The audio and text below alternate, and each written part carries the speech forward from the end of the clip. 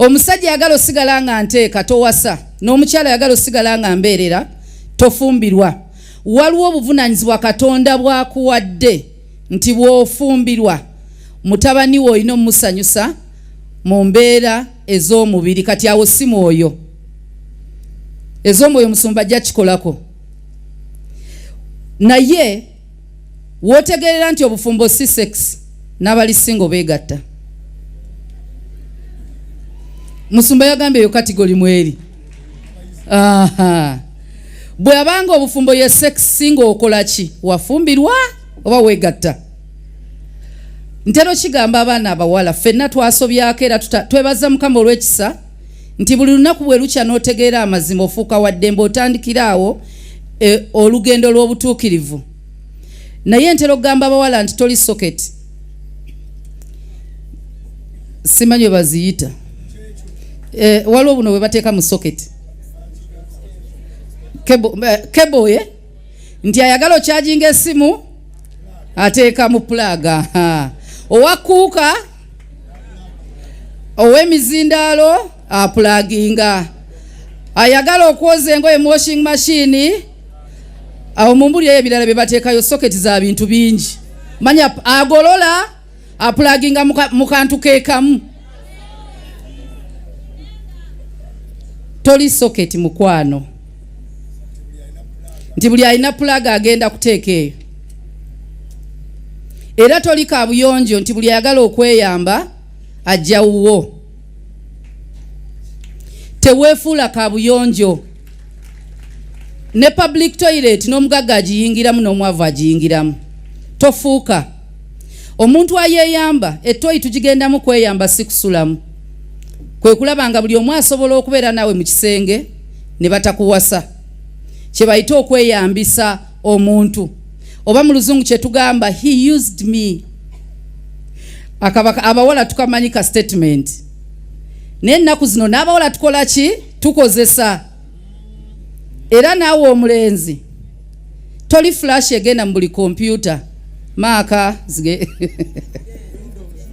Windows buli wamu. Olaba n'omulawo ogutabula mu bugi tegutabula mu nnyama. Ate gwe toli universal remote nti ekola ku Samsung nekola ku LG nekola ku buli kika kya TV. Toli universal remote nti buli mukazi asobola okwegadanga naawe. Nawe weweeka ekitiibwa ogambe ndi iPhone waliwo charge etayingiramu. Just akozesa. Abaliwo abalina wana iPhone. Bw'oba toyina iPhone toyinza kweyazika charger yaayo. Era iPhone yasobola okulekawo charger eno olaba nga teri agikutteko nogo. Let Android. Charger ye charginga Tekino ne charginga Itero ne kati bw'oba ofuuse ekyo beera ka iPhone. Omuwala oba oli mulenzi nkosa examples okubanga bye bintu ebya bulijjo. So okubanga weteekateekera obufumbo teweekaddiya. Teri mufumbo abafumbo abali wano abaami sikiwa nti waliwo omufumbo nga bw'aba agenda kuwasa omukyala asooka buuza sexual experience yo nga yeekuyisaawo ofumbirwe. Olina obukugu butya bw'oba osaba omulimu bayinza okubuuza nti olina experience ki mu kukanika amamotoka n'ogamba nze nakanikako eno nenkanika benzi ekyo ne kikuweesa omulimu. Abasajja abangi beweegase nabo tebakuweesa bufumbo. So tolina kikwegassa. Tolina nsonga lwaki weegaba nti onoonya experience. Lumu omusumba yaŋŋambako bagitya. Waliwo gw'otwala nga komando nga jeno ng'oli civilian. Nabo batyamu. Jeno civilian awasiza jeno. Nabo beesikamu. Kwegamba waliwo wano bapati ne Ken bayigirizanye ebya fitness nga gwe mu gymnastics wetaaga Olympics. Waliwo ensi yatandise otegeka empaka z'okwekiisinga mu public n'ez'okwegatta. Gwe mulembe kati gwe tulimu nti Yesu anaatera okudda. Kitegeeza gwe otuuse ku level egenda mu mpaka z'okwegatta. ogende mu competition. So wekibanga teri anoonya experience eyo, obu innocence yo giterekera omwami wo, giterekera omukyala wo. Kinyuma nnyo okubanga ogenda kulya emmere nga si buli omuntu agenza akwata mu sowaani emu. Nga bw'okyuka bwe bati ku mbaga yo waliwo abantu 10 abakumanyi nga bonna baseka nga bagamba nga kyatutte temuli. Ekintu ekyo kiruma. Bw'aba muwala bonna bawala ne bagamba oba tuteka kyako bannanga bakazi baguma. Naye oyo no naye alabye because bakumanyi. Azini omukyala wo talina kyeyesigalizanga ye. Omwami wo talina kyeyesigaliza. Talina na bwasobola kutuula mu banne. Okujjako tatuula mu banne kubanga buli munna akumanyi. Mpozi nga gwe mulimu gwo. Naye ate bw'oba oli mulokole kikyuka. Bw'oba oli single, bw'oba okyali single, kyenyinza okugamba nti weesige Mukama. He is in control. He is in control. Era ebiro we binaatuuka ajja kuwanga okuyayana kw'omutima gwo bwe kuli. Tomwanguyizaako, teyeetaaga muyambi. Tobeera muyambi wa Katonda ku nsonga z'obufumbo bwo. He knows the plans he has for you. Plans to prosper you and not to harm you. Bw'atyo bw'agamba.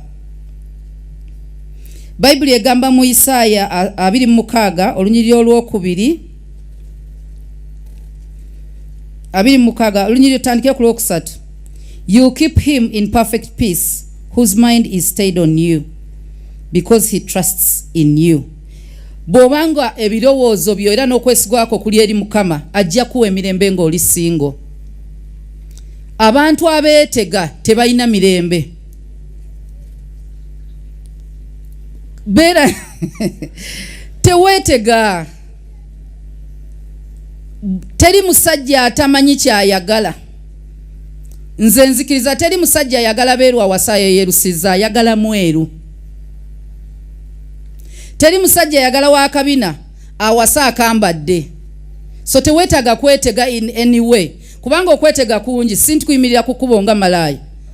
N'okwata ne weekyusa wenna bakulabe ng'enneekyusayo si lwakuba nti oyagala kulabika bulungi. Onoonya engeri yonna gy'olabwamu to be noticed nti wooli. So bw'oba oli single, kyensooka okugamba nti weesige Mukama. He's in control era ajja kutuukiriza ebyo bye yasuubiza ku bulamu bwo. Tulindirire bulindirizi. Bw'oba oli single, pursue purity. Purity kwe kusigala ng'oli mulongoofu. Tozanyirwako. Waliwo kye bayita amalala amalungi. Kwe kubanga bakutya. Omanyi cheap products attract a lot of customers. Buli mukazi owalayisi buli omu amuzanyirako because you're cheap. Gwe genda ku lugoye olwalayisi nga baluyimba abantu bagenda kujjulawo bangi. Genda Kampala Road ng'olugoye lwa $5,000 bayitawo bayomba. Kati baluseera tugambe ki ndaba lugenda ku mubiri era lujja kaddiwa.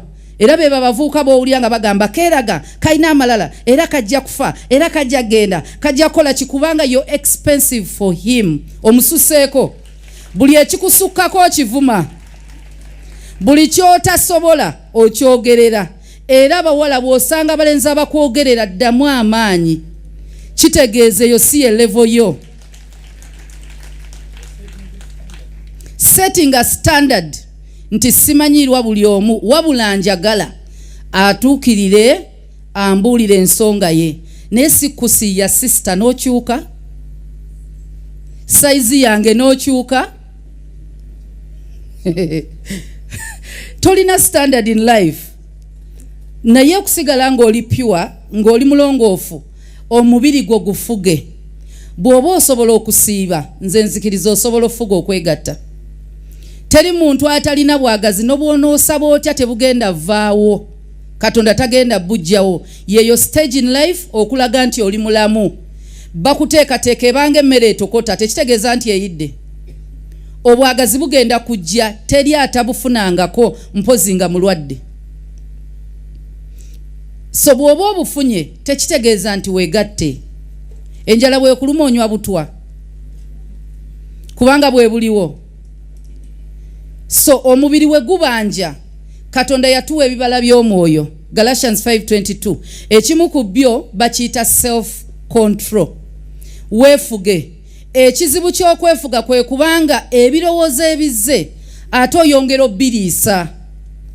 Ebirowoozo bwe bijja nti owulira oyagala kubeera na mwami, oyagala kubeera na mukyala, yesawo okoowole Mukama akutaase ku nnyonta eyo kubanga toyagala kwonoona y'ensonga gy'omuwa. N'ekirala nawe okyeteekemu sibi ebiseera. Lekerawo okuliisa ebirowoozo. Lekerawo okulaba pornography, obutambi bw'obuseegu oba bakakuweereza ku ssimu nti bannange ekiri mu Kampala gundi yeeyambudde. Mukampe nkalabe. Omuntu ayeeyambudde ogenda laba ki? Bagambye yeeyambudde. Mpozi ng'oli mulabi wa pornography bannange kali ludda wa tetunnakalaba. Omuntu ali obwereere abeera ki? Bwereere. Kati ng'omala ng'ogamba nti omwoyo gwegundiko obwagazi bungi nnyo obuliisizza. Music gw'owuliriza yenna waliwo ow'abazungu slow music wansi otaddeko obuyimba busendeekerevu mu kisenge oli muwekka. Waliwo akayimba edda mu nsi eyo nga tukawuliza akayimba oba bamuyita Michael Bolton, Can I touch you there? Ng'oli muwulu. Tolaba nti gwe weereetera ebizibu ekigenda ovaawo bakiyita masturbation. That is not purity. Era bw'oba masturbatinga oli mu kubanga to practicing ekiyitibwa self control. Oli mu kibi. Emikwano egirina emboozi egikwatagana n'eby'omu kisenge gyewale. Waliyo abantu nga bwe batuula ekiddirirawo kyokka mboozi ku basajja. Bannange omusajja abeera bw'ati, abasajja abanvu babeera bwe bati. Bannange ojja ofune ku musajja omunyankole, ojja ofune ku muganda. Ate abagisu oli singo bakunyumiza bika by'abasajja bwe beeyisa mu buliri. Bodde ewaka osuubira ki? Mu mutwe gwe mugenda kubaamu ebika by'abasajja n'engeri gye beeyita mu buliri. Then ebirooto bitandike musumba bandoga simanyi naloose ng'ebintu binkozesa. Gwe wabikkiriza. Ebirooto ebimu biva ku mind zaffe ze tubijjuzza emisana emitawaana gy'obulamu. Oli mu kusoma love stories bu novels. Abakyala ffe tusinga okwagala novels. Mills and Boons. Bulimu obuseegu bwonna. Bawandiika sex naye nga muwandiike. Ne bakuwandiikira obugambo nti ono kati nawo ne yeeyambula n'amutunuulira. Amabere ge galinga nga bwe tusomye ekitabo kya Sulemaani. Gwakatabo n'okasoma leero misana kiro ogenda kwebaka abantu baba basomanyiririzi goba mizimu goli mu kantu ka mukazi. Tebiyinza butakozesa teri akozeseza gyo si mizimu. Mind yo eri polluted. So bw'oba okyali single weewale ebintu ebikema okugwa mu kibi. Wano kye twogerako kwe kusingira ddala sexual sins, fornication, ebyo na masturbation. Ebintu byonna byewale nga Yusufu yadduka omukyala eyamukema. Naye ogamba nze mikwano gyange sobola gita nedda babaleke bambalenga bwe baagala. Ddembe ly'abakyala ogaana omukazi okwambala nga bw'ali mukwano gwo ne bagamba naye nga mukwano gwo ayambala bubi. Gwe atalina self control, ebirowoozo byo bye bibi. Toli malayika ziri mu ggulu. Ibulayimu yagwira ku mukozi naye nga ejjajja w'abakkiriza. Gwani mu kyaki oyimiridde ngaani? Tulina nno ku bakadde b'ekkanisa.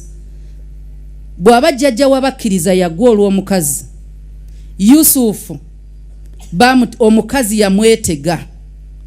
Dawudi muka mukwano gwe bwe yamulaba ekyo tekyali kibi, bwe yamuganza kye kyali ekibi.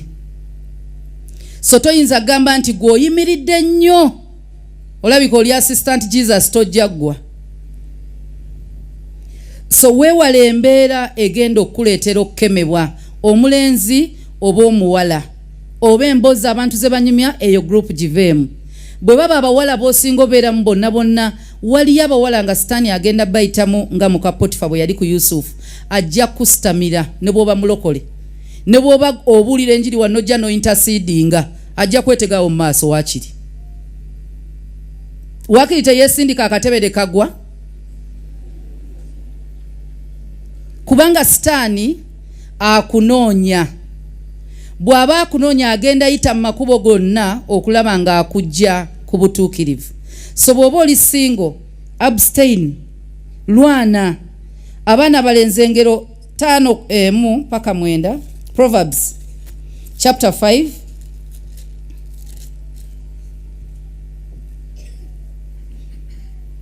verses 1 to 9. Egamba bwet, my son, pay attention to my wisdom. Lend your ear to my understanding, that you may preserve discretion, and your lips may keep knowledge. For the lips of an immoral woman drip honey.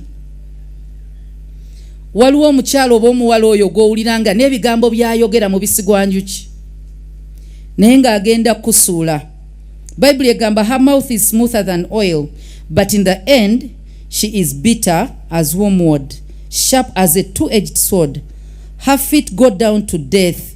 Her steps lay hold of hell. Lest you ponder her path of life, her ways are unstable. You do not know them. Katonda azimanyi. Kati weewala omukyalo oyo asobola okubanga akusuula. Abawala abasinga tutambula n'abantu abali impure. Every broken person will want to break another. Waliwo abantu abagala mwenkane. Ffenna kasita tuli basingo, ffenna kasita tetwasoma, ffenna kasita tetujja fumbirwa. Kati ne wabawo bali abagamba kasita ffenna tetuli mbeerera, anoonya waagumira. Ayagala we bayogera abenzi babayitire mu group si ye yekka. Era ajja making sure nti akutambuliza mu kubo lye yayitamu. Waakiri ffenna bwe mba siri mbeerera tajja kubeera. Beewale. Era ajja kutunuliza byonna gambe naye olindira ki? Negoloza abasajja bakyali bangu bakufuna. Ate bw'omufuna oyina omunyweza otya. Abalogo bagenda mu ssabo. Ono mu kifo ky'okusaba akozesa magulu ge. Buli mukyalo ow'obuwongo obunafu akozesa bitundu bya kyama okukuuma omusajja.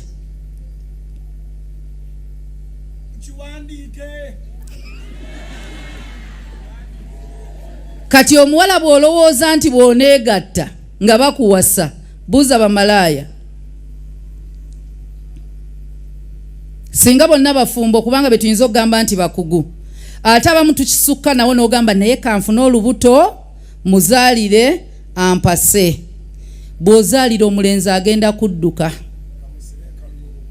Kamusiba olubuto, then ngende wa pastor, mugambe pastor, banfunisiza olubuto, awo musumba abiyingiremu. Si pastor Bujjingo. Bw'oba tewamugamba nga bakwana, tosobola mugamba nga oli lubuto. So kati ebyo byonna osobola obikola kubanga olina abakumisleading ze bagambye weegatta omufune. Wabula ate kyo weerabidde nti bwe weegatta amaze ofuna kye yandikuwasiriza ofuna akifunye ku bwereere. Era singa ogenda n'osanga omuntu atunda enseenene n'omugamba mpa jalibu, abamu tukimanyi bwe bazituwa tetugula n'akuwa ejjiiko. Abamu bayinza n'okugaba akakopo, naffe abakyala tugaba jalibu. Naye osobola okuwa omuntu jalibu n'atagula n'agenda nga buli omu amufunako jalibu nakkuta. Si buli nti gwowa jalibu agula. Ate atagule aba tajja ggula, anaagula n'obwotamuwa jalibu agula. Ab'ebinyeebwa olaba nabo kati baabisiba. Gwe lwaki tosiba magulu?